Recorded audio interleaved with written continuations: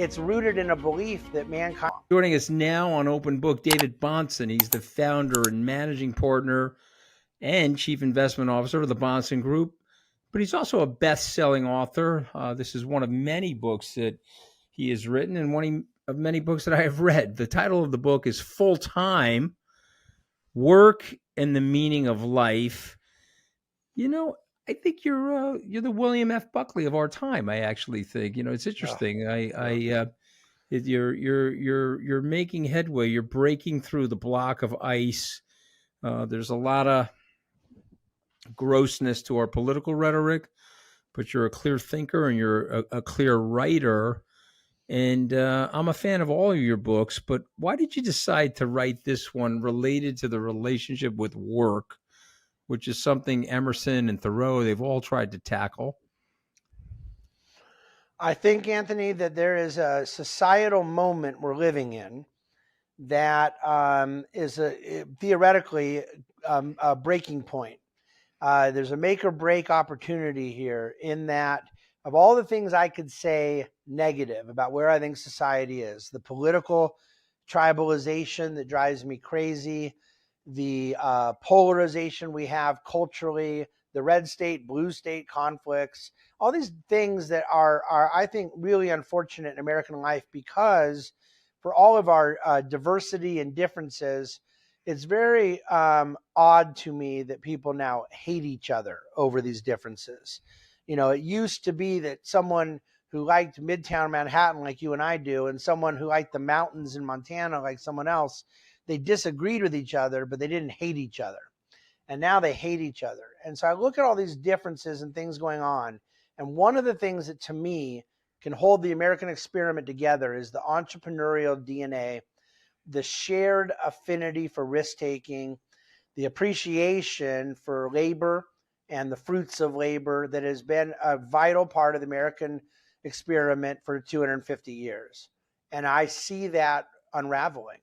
I see a lower regard for work, a lower appreciation for successful work unfolding before our very eyes. And I see it from people on the right and the left, and I see it from people of faith and people that fancy themselves secular. And so to me, this issue would accelerate our path to being a more European-like state quicker than anything else in the political arena. And I felt compelled to write about it. Okay. I have a theory. After reading this book, first of all, I love the title, and I want you to get into how you titled it, but I have a theory I want to test on you. I was born in 1964. I'm the last of the baby boomers demographically. That era was 46 to 64. So I graduated in 1982 from high school. If you were born the year I graduated, you are now 42 years old. And so definitionally, you are in your mid-age. You are now an adult. And I have a feeling that this generation was very coddled.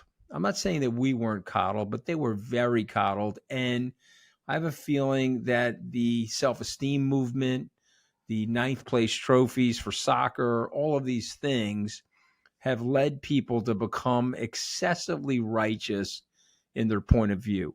At the very same time, you had this proliferation of social media and this algorithmic technology that reinforces our views or our likes or our tastes. We dial into the same TV programs that reinforce our views, the podcasts, radios, whatever it may be.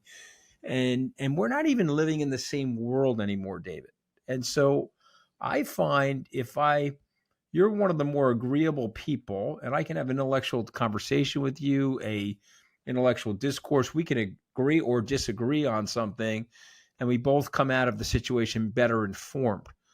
But I find that that's no longer the case. You go to places like universities or other places, you talk to these people.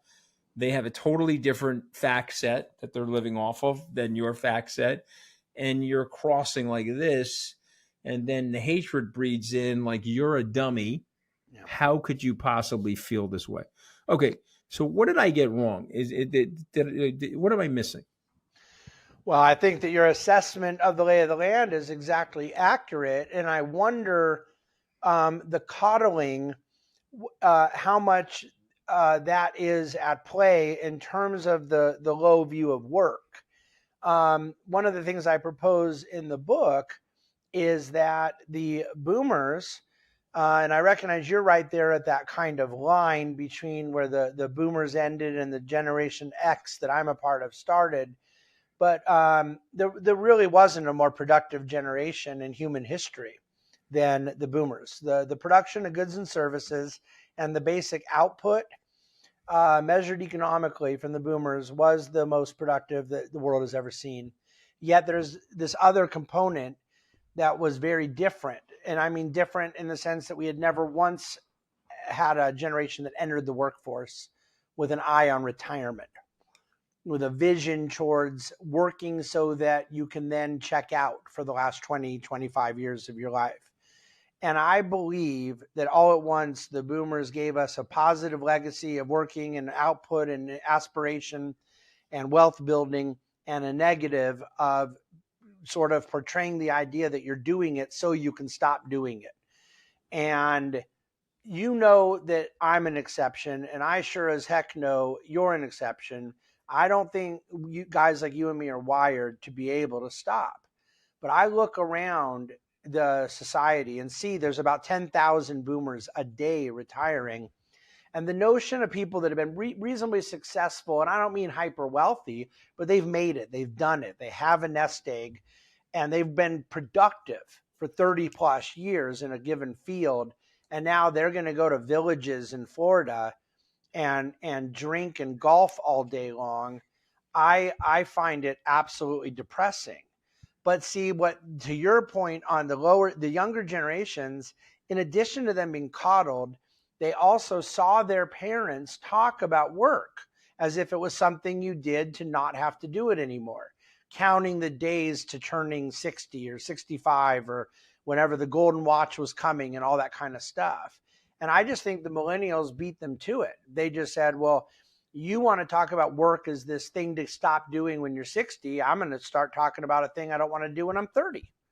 And you combine that with the coddling that told them everything was okay. I think it is made for a very different mentality in the way that each generation approaches work.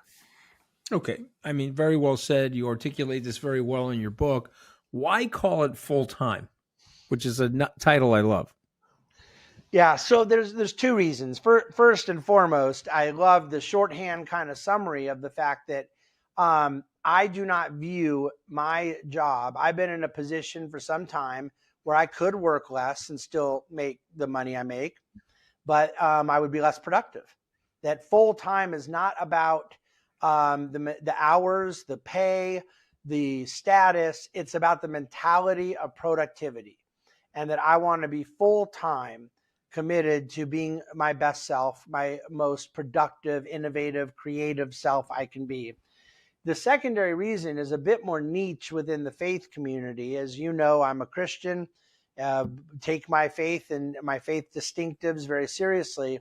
And there's a book that's very, very, very popular. It sold 1 million copies. You know how hard it is to sell 1 million copies of a book organically, called Halftime, Moving from Success to Significance. And it's just one of these midlife crisis books encouraging people that, okay, well, you've been successful, you've had your careers and all that stuff, but now it's time to focus on being significant. And I hate that mentality. And I find it reasonably offensive that one would suggest that people in their success, in the things they do that build not only commercial success, but personal, professional, achievement, that those things aren't significant, that they're not significant to God, that they're not significant to society, that they're not significant to the service of others they represent. I think it implicitly captures a terrible view of economics and a terrible view of culture. And so I wanted to sort of transcend that halftime mentality and title my book Full Time. It works. It works for me. And you are a full-time worker. So am I. And I think you get joy out of your work. I don't think my work makes me feel like I'm working. Even my darkest moments at work, and I've had several, I feel like it's part of a process and it's part of a journey. And you have to take the good with the bad. There's a a guy that we're both close to. I know him very well. His name is David Rubenstein. He's the former founder and one of the managing partners at Carlisle. 74 years old now. I went to visit him once on the island of Nantucket. He has this spectacular house on the bluff overlooking the Atlantic Ocean. It was a beautiful summer day. I got to the front door. There was a placard on the front door, David. It said, "Rather be working." And so here was this man who had built this beautiful house on the bluff to quote unquote retire in. And at age 70 plus, he's now taking control of the Baltimore Orioles. What is it, David? What is in the DNA of a David Bonson or a David Rubenstein that wires them like that so that their full-time experience, which is mostly a work-related experience, is something they want to continue to do? Well, it's interesting. I would love to say, as a man of faith, that perhaps it's something theological and spiritual, whether one is Jewish or Catholic or Protestant or what have you. But I don't. I think that in my case, I have strong beliefs in my kind of transcendent belief system that drive me. But there is a sense in which we all know too many people that have this that also have faith distinctives and don't feel driven that way. And I know so many people that seem to not be connected to a sort of transcendent faith system that do have it. And that story with Rubenstein, I've told you before that it was at your conference where I heard and met Ken Langone. And this guy blew me away. It's a very Rubenstein-like story. Obviously, multi-billion-dollar net worth, man of incredible achievement, both in the private sector and in philanthropy. And he's just wearing a suit and tie every day, going off having a lunch. And he just said, I get up and do it because I know what happens if I don't. And he feels wired to just continue going and driving. And that was an early salt when that conversation happened. Yeah, It really 2004. impacted me. Yeah, David, it was 10 years ago. It was 2014. Kenny, who's been a mentor of mine forever, he's had many great lines. But one of the best Ken Langone lines is that helping others is the key to your success, and it's the key to your happiness. And of course, he went on to use the money that he's made in his career to fully fund the Langone Hospital, so the NYU Langone. But he's also now set up an endowment where if you go to NYU Medical School, you don't pay tuition. Ken Langone pays your tuition. Yeah. It doesn't matter if you're rich or poor. You get into that school, you go tuition free. And so it's one of the most sought after medical schools in the world now because of that. And but that's you, David. I mean, I want to pay you a huge compliment here. You are a thinker, and you're looking to the younger generation. The younger generation has a vastly different view, as you point out in this book, about work. So, are they lacking purpose? Are they lonely? Are they going to leave the labor force? My dad left the labor force at age 65 on June 9th, his birthday, but he was in a union. And by the way, he worked outside his whole life.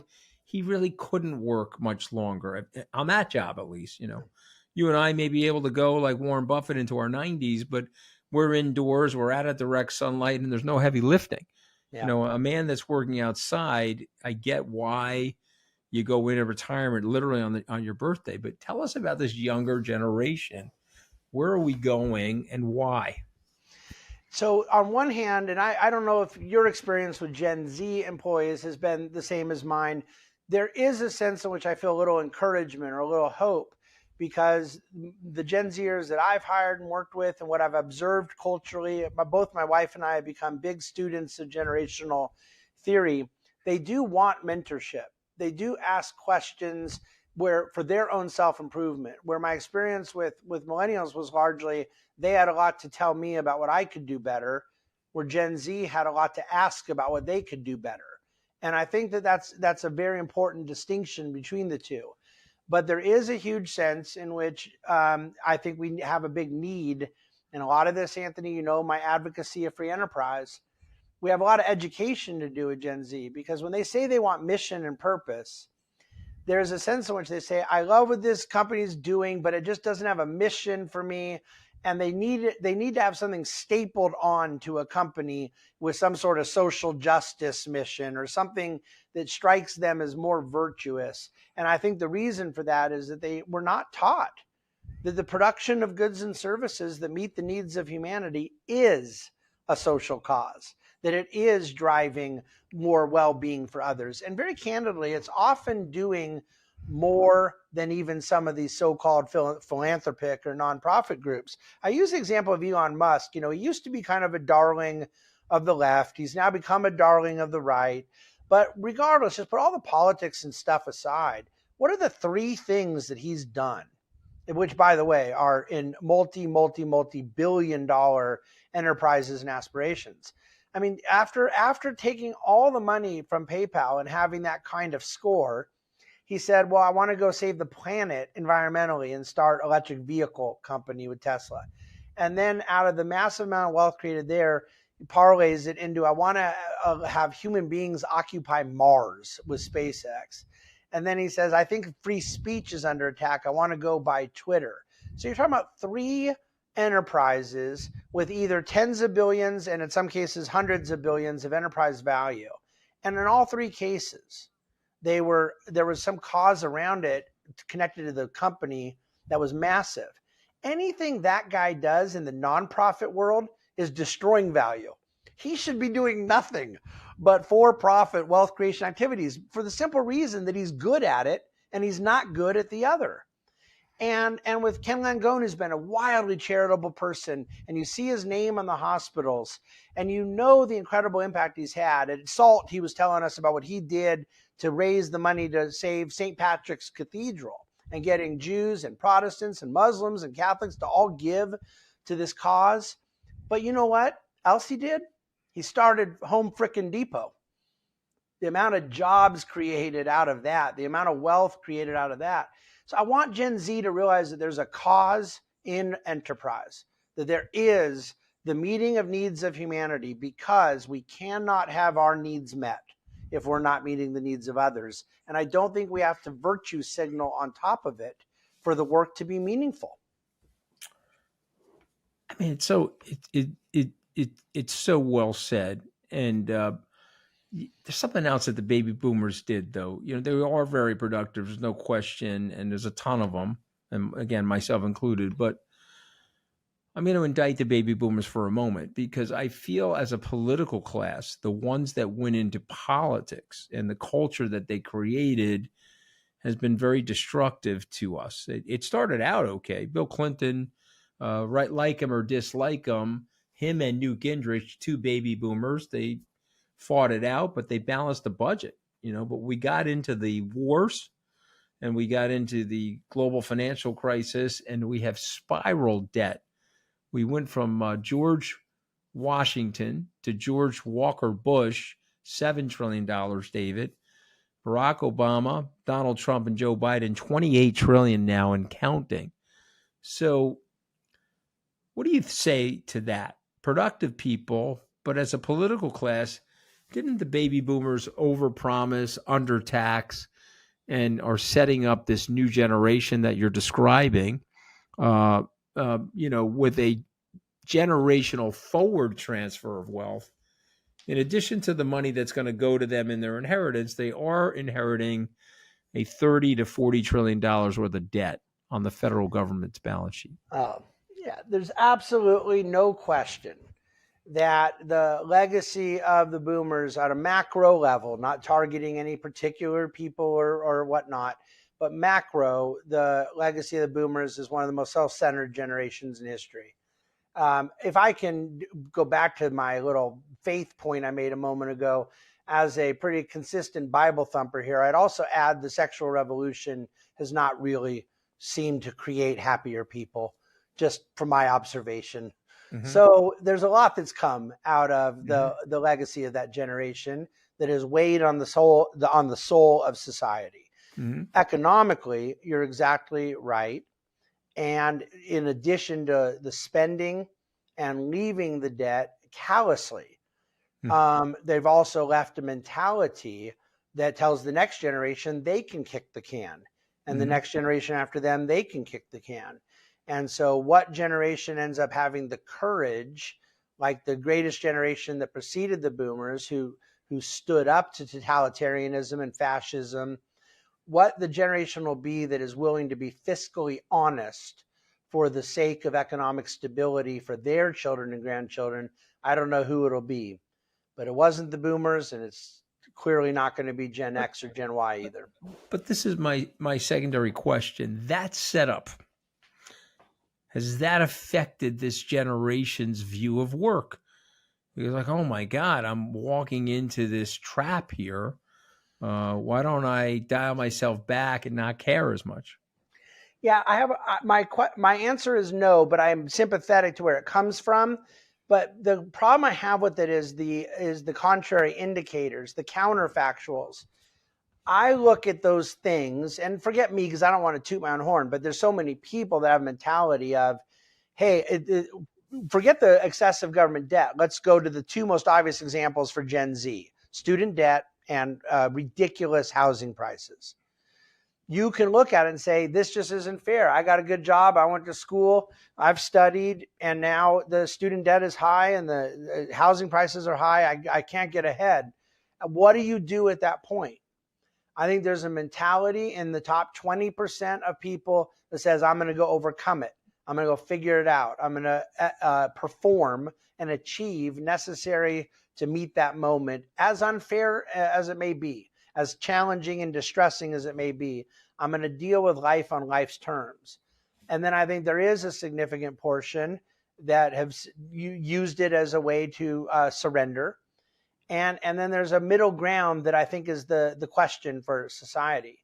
The old J.D. Vance, the one I liked, he wrote a book called Hillbilly Elegy.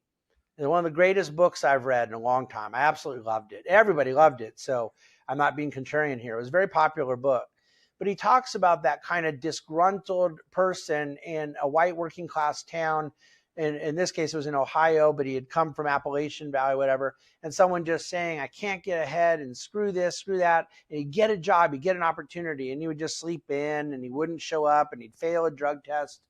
And then he'd get fired and he would say, man, can you believe this ridiculous Obama economy? And JD Vance said, I'm not saying the Obama economy was great for everyone, but I will say this: it had nothing to do with this guy, right? He was a byproduct of his own decisions. Yeah. And that's No, what it's going to take. I wish housing yeah. prices were not so high. And I think it's inexcusable that we continue to constrain supply in such a way that we can't clear supply and demand in a more price efficient way. However, those things that we have in life that are unfair, you get to pick how you're going to respond. And I recommend people respond how the top 20% are responding, which is meeting the moment and overcoming the challenge. Very well said. I want to switch to another topic. I could talk to you for several hours, but we limit ourselves here so we can get. I find a 30-minute podcast. I mean, Joe Rogan's a lot better than me as a podcaster, but 3 hours is long, man. I feel like the 30-minute podcasts are the ones that get digested. Let's go to the book of Genesis, and let's go to your thoughts about these allegories, these stories, God's book, the good book, and talk a little bit about the impact that it's had on you, and talk about the guidance that's in the lessons of these old stories memorialized in the Old and New Testament. Well, it's my belief that people have to ask themselves the great questions in life: Who are we? Where did we come from? Why are we here? What do we need to do? And I believe very seriously that for those of us who do believe we were made by God, that there's a purpose. And when I read Genesis and try to get an idea of what that purpose is, I recognize a lot of people don't believe the same theological or philosophical things I do. But I wrote this book, and I didn't write it to capture what other people believe. I wrote it to capture what I believe. And what I believe is that God made mankind with an elevated dignity, that we have a soul that can never die, that we have an eternal destiny, that God cares about us and made us with a reason, with rational faculties, with self-preservation, with an interiority, the ability to be contemplative, to see beauty, to appreciate beauty, to create beauty. He didn't give that to the platypus or the dinosaurs or fish. And for that matter, he didn't even give it to the sun, moon, and stars. So he made a beautiful world, but he uniquely made us as the caretakers of the world, from which we decided to go invent the wheel and start a fire and build the pyramids and create civilization. So this great journey we're all living in my belief, comes out of God creating the world because we are made in his image and likeness, and he did so because we reflect his capacity as a creator, a producer, an innovator. Anthony, the most elitist thing I've ever heard is that there are 50% of us who are capable of working and producing and 50% who are not. I Yeah, don't believe that's it. absurd. No, it's I absurd. believe all of us are I think capable of being you productive. also make the point that the good work, the good book, that there's purpose in work, and that we have to provide dignity. And frankly, a good society provides dignity to work and access to work and makes people feel aspirational. Let's go to the 4-day work week for a second. Give me your thoughts there. You're right about it. I'm clearly a big opponent of it, but I want to be an opponent even beyond the absurdity of the policy. What the unintended consequences economically and politically would be are really unfathomable. How much damage it would do to the people that people like Senator Sanders say they want to help. And by the way, I believe him. I do think his motive is being pro-worker, but I think he is naive and wrong. But even if we just ignored the policy differences, ignored the unintended consequences, first of all, the maximum hours can't be set. You can only use the state to implement what an employer will allow, what the employee is allowed to work for an employer. The employer can still work however much they want. So these people say they're so worried about wealth inequality. Good luck with that. Because if you think that Bezos and Musk are going to stop at 32 hours, or any startup entrepreneur for that matter, I got a bridge to sell you. And the idea, it's effectively a backdoor 20% pay increase because they're not allowed to lower wages. So you're paying the same wages for 20% less work. It's a war on output at a higher per unit cost. So it is deteriorating of every element of price discovery, of productivity. It's a terrible idea economically. And I'm saying throw all of that out and pretend I didn't say it. It's rooted in a belief that mankind is at its happiest in leisure and recreation, and that work is a necessary evil. It's a romanticized Marxian, Rousseauian vision of society. It is untrue that mankind is happiest when they're not working. Mankind deserves to have leisure and rest and recreation, family and memories and vacations. But mankind is fundamentally happiest when they're earning success, when they're being productive, when they're serving others. So the philosophy that is undergirding a 32-hour work week is offensively wrong. All right. Very well said. Last question, then we're going to go to 5 famous words, which is the ending of all my podcasts. You dedicate the book to your dad, Dr. Gregory Lyle Bahnsen. Tell us why. Well, my dad was my dad, but he was my best friend, my hero. And I got 21 years with him, and he died at age 47 of a heart condition. And I not only hold him up in such tremendous regard for the brilliant intellectual and thinker that he truly was, but as I say in the dedication, in addition to really, I think, teaching me how to think and live, he taught me how to work. And his work ethic was unparalleled. I don't think a lot of academics and intellectuals and scholars today work how he did. I woke up pretty early every day, and there he was already working, sitting in his study. And that model he set for me stayed with me. And then, as God would have it, it turned out that my work ethic was applied to a business that happened to pay a hell of a lot more than being a pastor. So even though I went to a different vocational field than my dad did, as you did, Anthony. My dad's work ethic is what I brought into my field, and No. for that, I'm eternally grateful. Yeah, we share that. I can remember my dad. The lunch pail went into the refrigerator at 10 p.m. and Hmm. he took that lunch pail out of the refrigerator at 3:30 a.m. on the job at 4:30. Yeah. And so it's something he did, and I always think of that. And he did say to me, David, which I think you'll appreciate, when I got my job at Goldman Sachs, he said to me, "Never complain about that job." I said, "Why is that, Dad?" He says, "You're indoors, you're out of direct sunlight, and there's no heavy lifting." And I often think about that in the trials and tribulations that I've been through in my career. Okay, I'm down to my 5 words. How this works is I say the word, you think of something, and you respond to me. It could be a word, a sentence, just something that comes up. I say the word ambition. You say what? Drive. I say the word purpose. Calling. Okay, this is tied to purpose, I think, in some ways. But I say the word faith. You say the word faith. Faith. Oh yeah. Meaning. There's meaning in our faith. Life.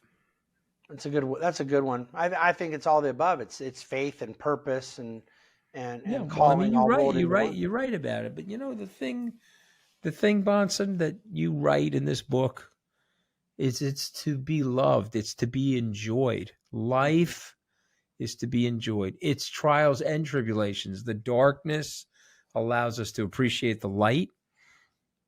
And I do believe that we're here to take it in some ways. And I think you're right about that. And I think that's what blends in the purpose and faith and so forth, and meaning and ambition. And I think you said it earlier, talking about the ups and downs in your career, that you view it all as a journey. And in a lot of ways, that's a great word to respond to life with, is this journey. Yes. Because I think we can't help but sometimes, especially as younger people, to have this view of life that we're headed to some mountaintop and we're just trying to get to this spot, and then we're just going to kind of sit in our porch and sort of rub our beards in appreciation of all the things we've done. And I don't think people realize how elusive that is and how evasive it can be. That the journey is all the joy. And that journey for you, for me, for many people that know what I'm talking about, the journey is really inclusive of some very difficult moments, and being able to overcome and work through those difficult moments. That's life. No question. Yeah. And I would say that one of the things we have to be careful of is, by continuing to have faith, I think it provides us some solace, because I'm noticing as we secularize our societies, people despair and they start to fear death. But if you go to Google, there's been roughly, according to Google, 100 billion people that have lived. There's 7 or 8 or 9 billion of them living now, but there's been roughly 100 or so that have lived. God's batted 1,000, David. Or in the immortal words of Mel Brooks, relax. None of us are getting out of here alive. Okay, so the last word, and I'm going to give you the last word, is work. The word work. I think of, just as the book title says, I think of work as the meaning of our lives. That work is that a venue for us to, as individuals made with special purpose, dignity. Work is not only the verb of economics, but it is the actions we take that give our lives meaning. Well, you're very kind to join us today. The title of your book, which I absolutely love, Full-Time Work and the Meaning of Life, by David Bahnsen. Thank you for joining us on Open Book today. Thanks so much for having me, my friend.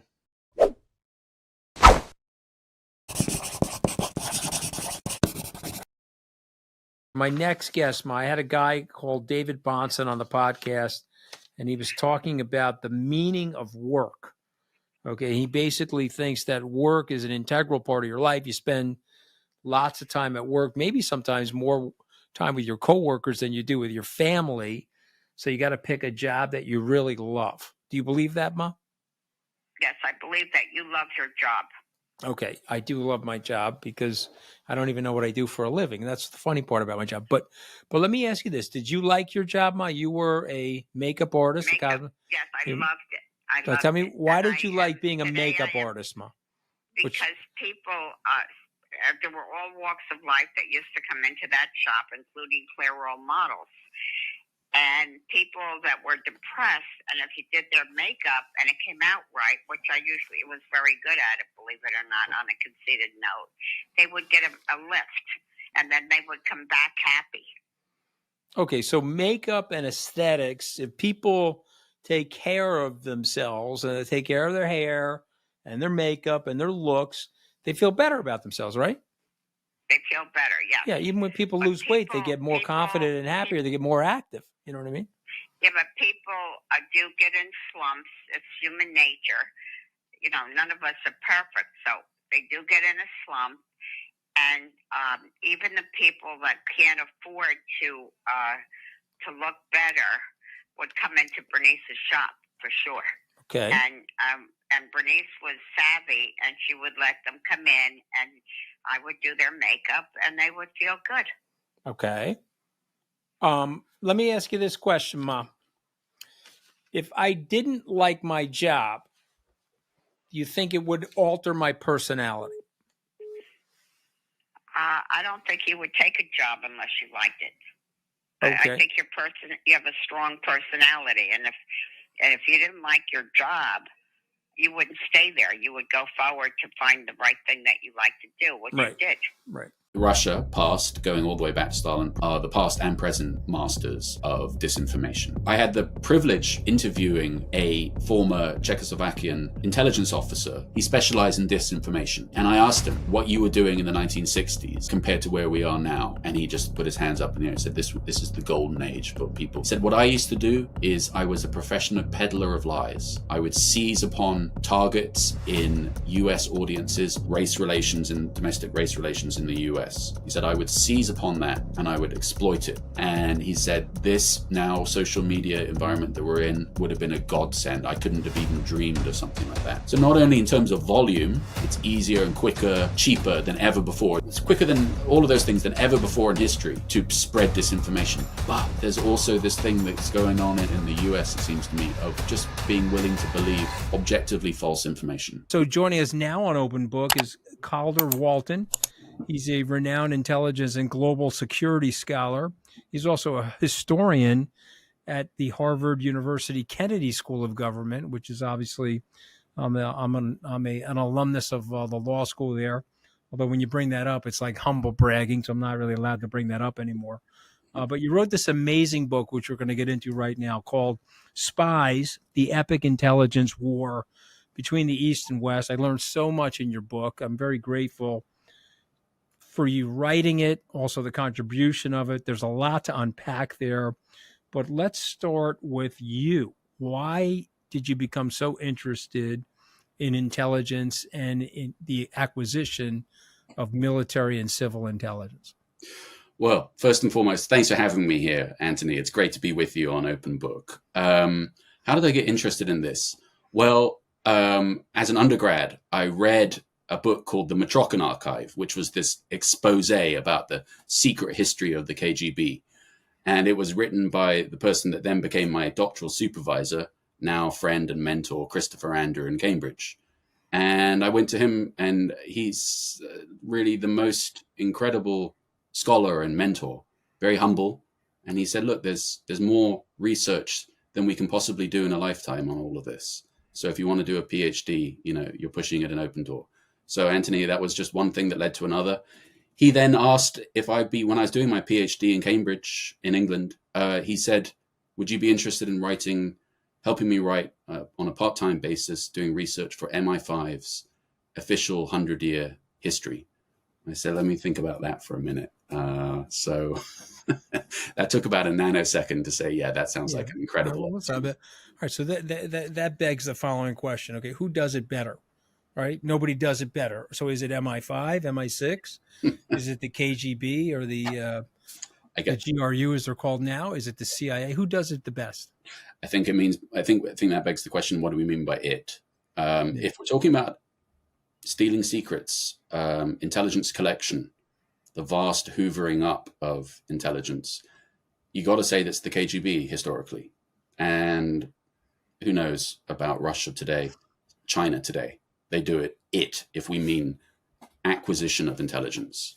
Yeah, stealing of secrets, Yeah, application of military technology, exactly. knowing what we're doing before we know what we're doing. That's it. Right. But if we're talking about if it means not only the collection of intelligence, but then analyzing it and disseminating it and getting it to decision makers that actually are going to listen to it, that's definitely not the autocratic regimes, Soviets in the past, Russia, China today. That's Western liberal democracies. And I'd say that Britain, I would say this, but being from the UK, but historically, the British intelligence community has punched far above its weight on the international stage. Well, remember, they had the imperial system going as well, right? So they had a few. The Commonwealth. That's right. They've been able to use that system to their advantage, right? Ian Fleming and John le Carre explained that to all of us over the years. And they were bang on. And the thing about John le Carre is that he was both an MI5 and an MI6 officer. He knew what he was talking about. But in terms of the today, the bulk capabilities, nothing can come close in the West to the U.S. intelligence community with its resources. Right. Plus the 18 different agencies, Yes. So I think we've got Space Force now. And so, nothing comes close. NSA and GCHQ in the UK literally intertwined across the Atlantic with systems codependent. So have you, I'm assuming you have. Have you ever looked at the Presidential Daily Brief, an archived one, or? Yep. Okay. Yep, for sure. And they're some of them are declassified and I used them in the book in the 1960s. The declassified one. So I'm gonna say a couple things to you. I want you to react to these things because you're talking to somebody that when I read the brief for the first time, I was alarmed by the brief. I'm going to say three things to you. I want you to react to all three. Okay. The CIA analyst that briefed me, he said to me that there are work horses in the government and show horses in the government. Okay. And you'll know very quickly who the work horses are, Anthony, and who the show horses. Do you agree with him? Well, you always need to. I'm going to sort of try to put it perhaps in more diplomatic terms. You always need to have the people that are at the front of the house and then the back of the house. Right. But I can see where you're going with this. Right. I think I know who perhaps the rest of the intelligence community would probably regard the CIA as the show horse. Is that right? Yeah, I think so. I do think so. Okay. Yeah. Because you've got a lot of stuff going on. We also say that presumably a lot of, as usual, people that call others show horses, there might be a tinge of jealousy there. Let's perhaps say that. Right. Okay. Well said. The other thing that was said to me, and I want you to react to, is that, man, here's what we think we know, but a lot of stuff in that brief is proportioned, meaning it's percentages. We have a 50% chance that this is correct. We have a 70% chance that this is correct. It's not like Hollywood, Calder, where, okay, Bin Laden is in the house and here's how we know, and now we're going to send a SEAL team to get him. I mean, there was a lot of vagary and a lot of uncertainty in the decision-making process. Is that correct based on your research? Both historically, and I have to say that is really good to hear in a weird way, and I'll explain why.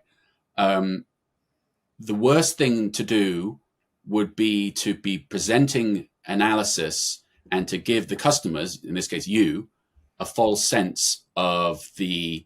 No, there was none of that. Exactly. No, there was so none if it's intelligence, if we're in the intelligence business, there aren't certainties. This operates in an area of gray, right? And I think that the yardstick of a decent analysis is being honest and saying, we just don't know. This might be a 51% chance, 49% chance, what have you.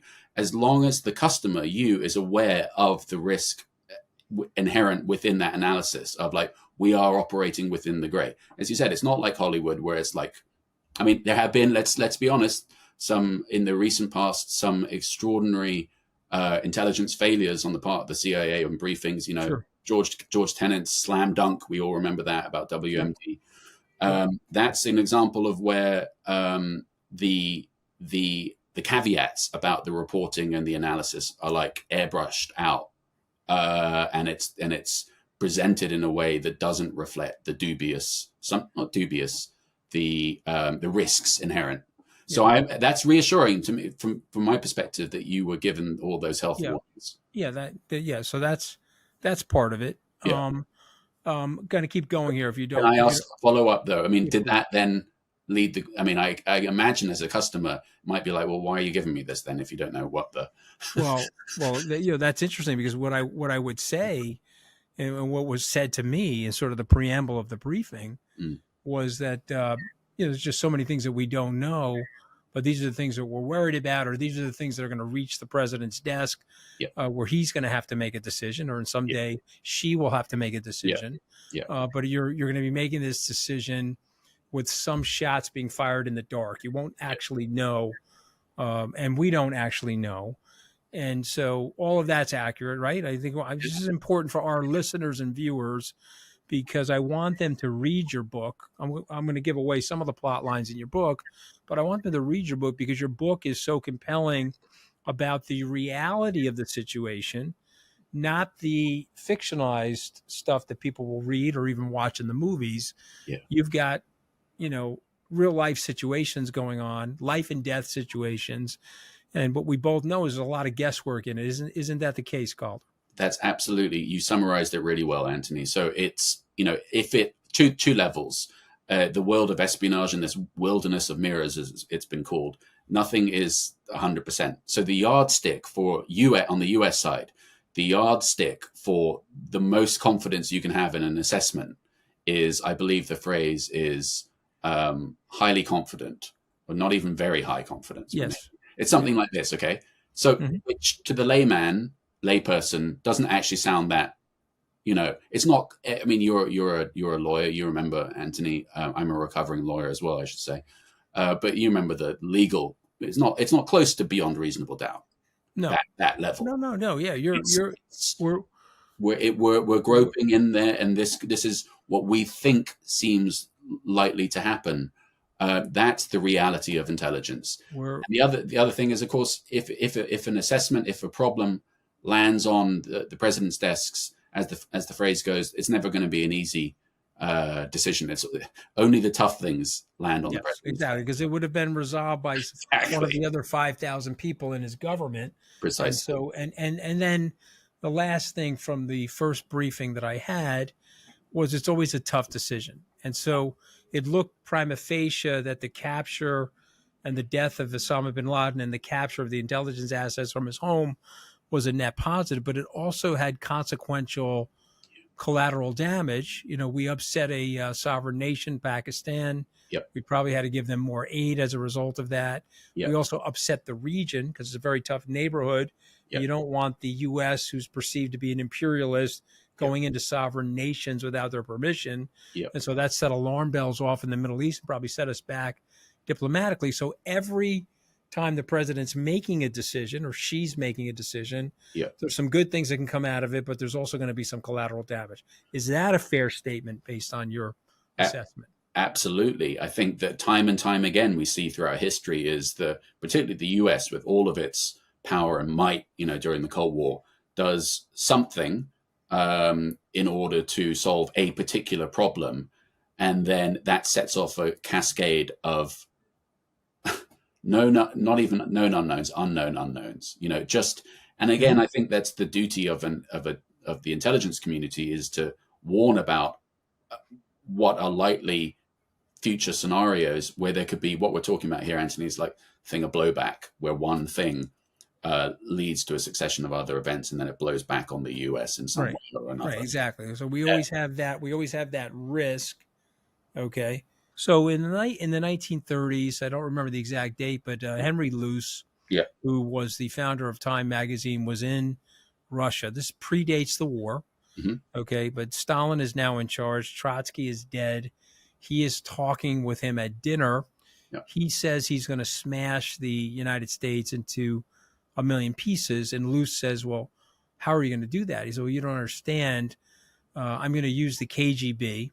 I'm going to use our disinformation programming. I'm going to use the wave of lies. You're a mongrel nation. You're not unified by one race or one genealogy. Yeah. There's multiple bloodlines, and a result of which there's a lot of ethnic and tribal hatreds in your country.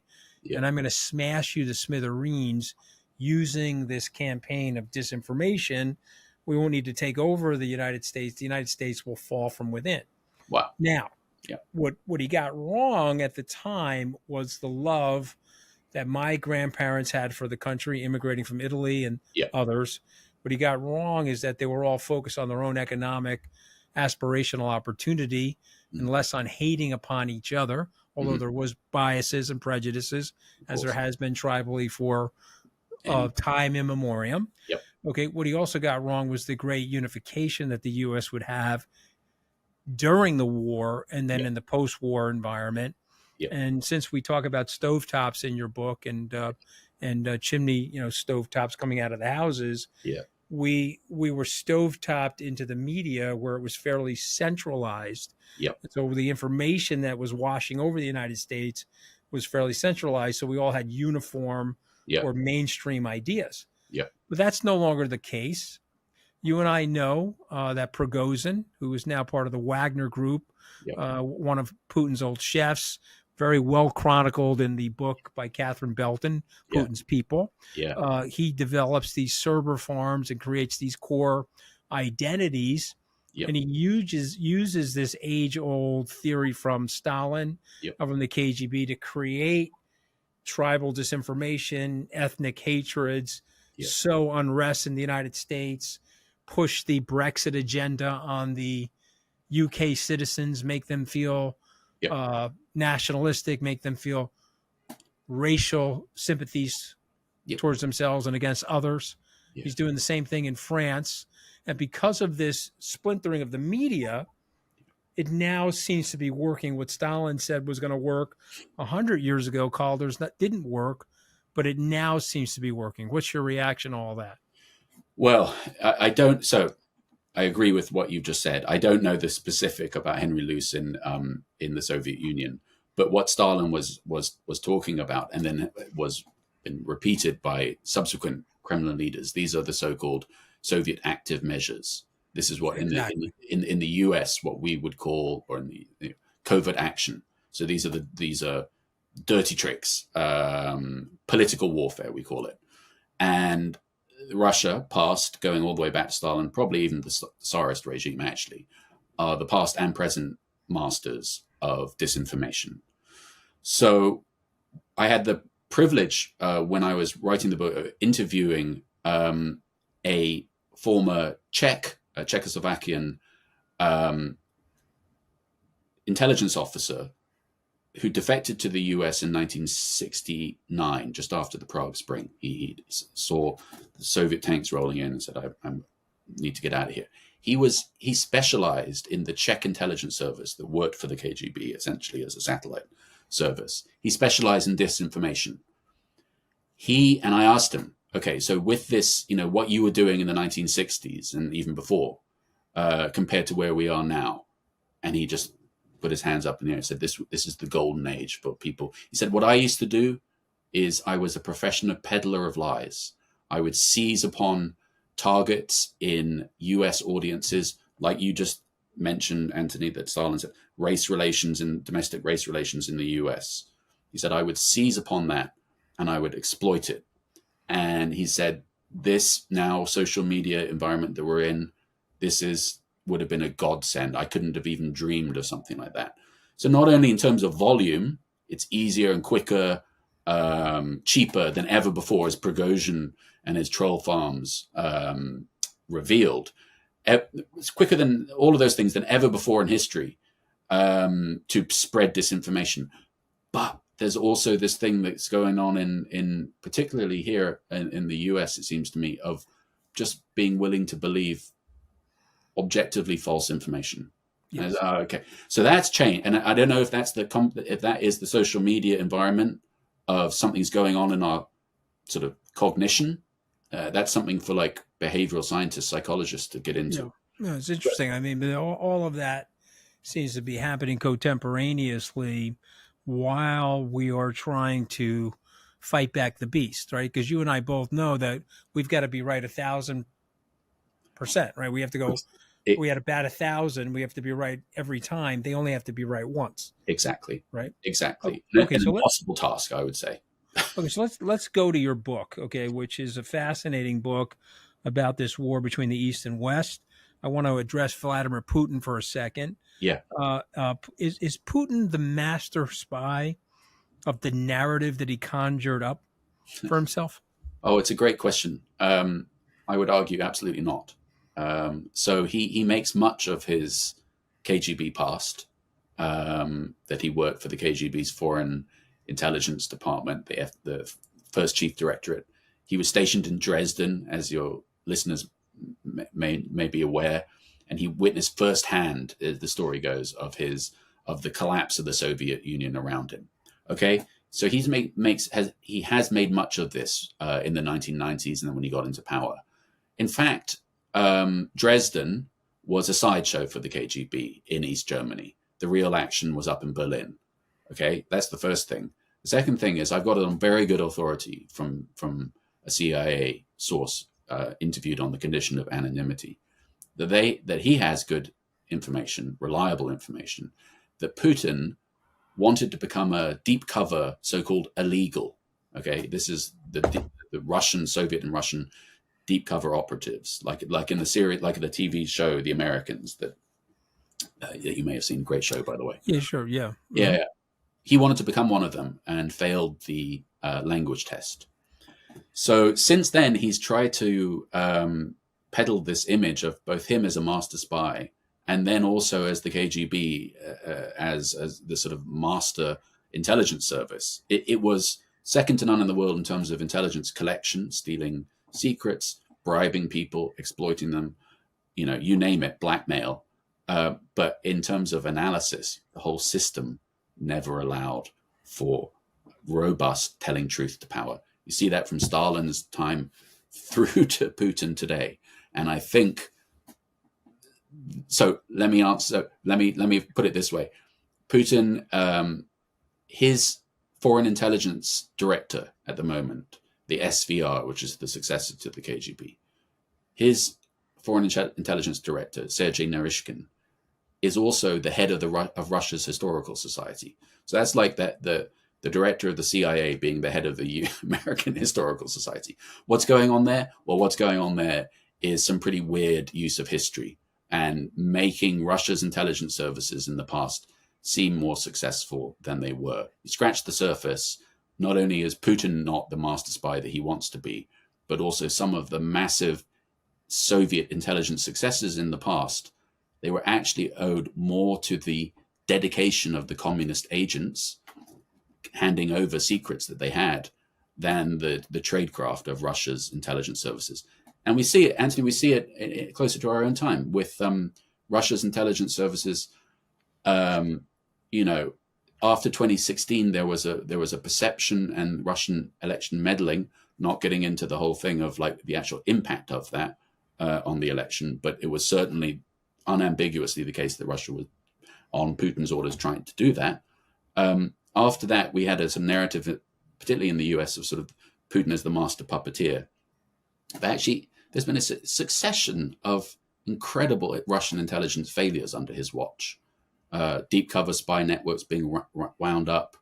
And then the most disastrous decision that he made that seems pretty clear to me is an intelligence failure is his decision to invade Ukraine in 2022. This is a colossal intelligence failure, and Putin is primarily responsible for it. Is he winning or losing that war? Ukraine, to be determined, I'm afraid. Here's the thing that look at what's happened just yesterday. Sweden's joined NATO, so his master plan doesn't seem to be working out. But I still agree with what CIA Director Bill Burns said at the outset of the war, which is this is a war that Putin can't afford to lose. Okay, he's nailed his reputation to it. It's everything. He's not gonna. I don't see how he's gonna allow this to go badly for Russia. And I fear my worst fear is about the use of a tactical nuclear weapon to get a victory out of a defeat. So the better that Ukrainians do, the more encircled Putin feels now by NATO, the more the chances I think he's going to do something drastic. And I'm particularly worried about the Zaporizhia nuclear power plant. Yeah, well, I know they've been calling on that now for several months because of all that. But let me just ask you this: do you feel? I want to phrase this properly. Is he in peril now? No matter what the outcome is, because it has not really gone well for him optically, not in the world of public opinion, not in the internal unrest been displayed in the Soviet Union, for the Russians, former Soviet Union, also the Prigozhin situation. Has he been sufficiently personally imperiled at this point? For his rule, I mean, he's certainly been damaged. But again, he's not going to, it's not like we're just going to see Putin go, okay, well, you know what, that was a mistake. No, he can't. He can't afford to do that. No, we know that. The maker and the breaker in this whole situation will be China. So I don't think actually Putin, you mentioned, in terms of the perception internationally, sure, this is a catastrophe from our perspective for Putin. Why would he do this? But then there's a lot of, first and foremost, it's the maker and the breaker of whether it's a failure or not will be Xi in China. And then look at the so-called non-aligned countries, the global south and their perceptions, a lot of whom are sitting on the fence. So it's not, you talk to others from other places in the world outside of, Europe and North America, it's not as clear cut as the conversation that you and I have just had, I think. This is a tremendously cynical thing to say, but bear with me. Success for Joe Biden? Is it a success for Joe Biden of where the war is going? What has unfolded over the last, call it, a year and a half? Yeah, I think that it's been remarkable to see U.S. leadership again. I speak as a European. Yeah. And it's just like, where was America for so long? We don't need to get into that, Anthony, but that we can get into it because, here's what happened. We both know it. When Clinton left, we had still very high standing in the world. He was producing a budget surplus. Yeah. He was running the world off the George Kennan bipartisan commitment to leadership and freedom and containing autocracies around the world to the best of his capability. And Bush and Cheney, they blew it to pieces because they got the gun off the bird going into Iraq. Yep. Big intelligence failure there, but it was also designed to help President Bush win re-election. They wanted that war. That's right. And they wanted that war before before Labor Day of 2003 because they wanted him to get reelected. That's it. Okay. And so they knew that would galvanize the American people. And so this is unbelievable levels of cynicism. And you and I both know this, but maybe some of our listeners need to hear it again. We went to war without a tax increase, the first time in U.S. history that we created a war like that without a tax increase. And we blew a hole in our budget that we never recovered from. We're $25 trillion into that budget deficit now as a result of that bad strategic planning and allowing the Congress to lose the fiscal discipline. And unfortunately, and this saddens me, but you and I both know people in the agency. This is right out of the writings of Bin Laden. Bin Laden said in 1998, 99, he'd hit America. Yeah. America would overreact, spend trillions of dollars bombing mud huts and sand pits, and he would weaken the American empire. Yeah. And so right now he's dead, but it's probably 3-0 Bin Laden, top of the 5th inning. Yeah. Because everything he said that we were going to do, we did. And we have a more divided country. We have the Patriot Act, which gives us less civil liberties. We have this national security state and the NSA overseeing everything, which may or may not make us safer in some ways, but certainly less free. So here we are.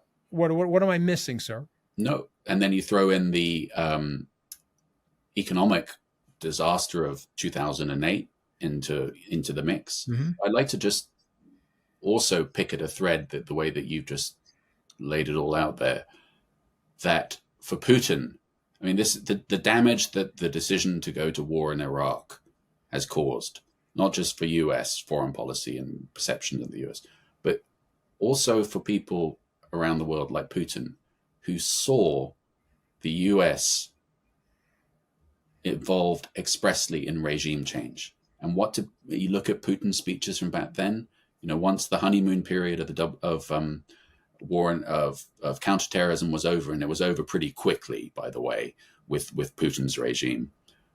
What could he point to? He said, well, this is a regime that just does what it wants, the US. And if you look at Putin's Munich security speech in 2007, he's calling for an overhaul of the post-Cold War international security system. He said that the US is an empire. It's using freedom and democracy as a way to boss other countries around. He says that's not true democracy. This is, Anthony, it's basically the same speech as he gave on the eve of the war in Ukraine with Xi, that joint conference. Mm-hmm. Yeah. He's been saying the same thing. So we can't actually criticize. Like all dictators, there's a logic there, okay? Of course. And you don't have to. I mean, the best propaganda has a kernel of truth, right? Yeah, right. Doesn't the best propaganda have a kernel of truth? There's a logic. You have to be able to understand the mindset.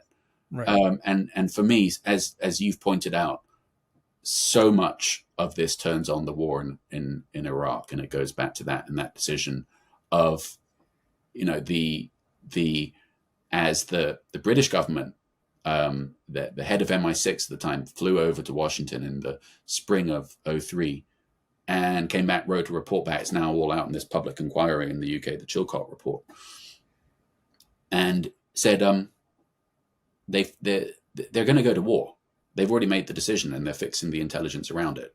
Right. So that's a catastrophe of intelligence, allowing, where was the failure on both sides, both decision makers cooking the intelligence, looking for things, fruit picking it, and then the intelligence community with that, for example, as we all know, this source that was the one source curveball. I mean, who has one source for anything? Right. And just the idea that we would use that. So it was a failure across the board, failure on intelligence collection, failure on intelligence analysis, failure of dissemination, and then an abject failure on the part of decision makers that are already going to do what they wanted to do. Seems to me. So you obviously, I could let you go forever because you're a brilliant guy and I'm enjoying the conversation, but these podcasts unfortunately do come to an end. I have 5 words that I have to. I'm going to say the word. You can have a 1-word reaction, a paragraph reaction. Okay. I'm going to say the word. I want to get your immediate reaction. Okay, I'm in the hot seat here, aren't I? You're in the hot seat. You're in the hot seat. You ready? Hit me. Russia. Yeah. Russia problem. So we've got a Russia problem. We haven't got a Putin problem. Right. Okay. That's my reaction, is that we need to understand that if Putin disappears, the chances are he's going to be replaced by somebody who thinks very similarly to him. Yeah. Yeah. And we you remember Halford Mackinder, mm-hmm. Right? And so Mackinder basically, so he was an Oxford Don. Yeah. He was knighted in the mid-19th century, said you can't let any one country control the entire Eurasian continent. It'll be a disaster for the West. You can't let the Russians link up with the Chinese. Right. And if you read our State Department documents or your Foreign Service documents, we're all concerned about that 200 years later. Yeah. Okay. The USA. In a terrible crisis. Divided. We need to learn how to agree to disagree with each other again. China. Unprecedented intelligence challenge threat to U.S. national security. Yeah, that was the biggest. So that was my biggest takeaway from your book, is that I haven't spent enough time understanding the magnitude of what they're working on in terms of the way they're absorbing information. Frankly, the people that they put on the street here is overwhelming, including the police departments that they have in our own country, But then also, Anthony, I mean, in your other field, in commerce and business, the Chinese national security laws, mm-hmm. basically Chinese business with the outside world, you have Chinese intelligence working as a silent partner. There is no such thing as a truly independent Chinese venture, and I think that this is the key to understanding the Chinese espionage threat that we face in the US. Is no question. It's not just about spy agencies. It is cross domain, and the thing is, this isn't. I'm not actually very political. This isn't a right thing or a left thing. This is just, you just look at and you speak to people in the FBI, and they're like opening an investigation into China every 12 hours. Mm-hmm. I mean, this is out of control. So we, as you point out in the book, the Cold War's still on. 2 more words. Ready? Great Britain. Your alma mater, your former country. Yeah. I was actually born in this country, so I have a healthy view on both. In a not as bad a situation as the US, but not in a great place. Struggling to find a place in the world.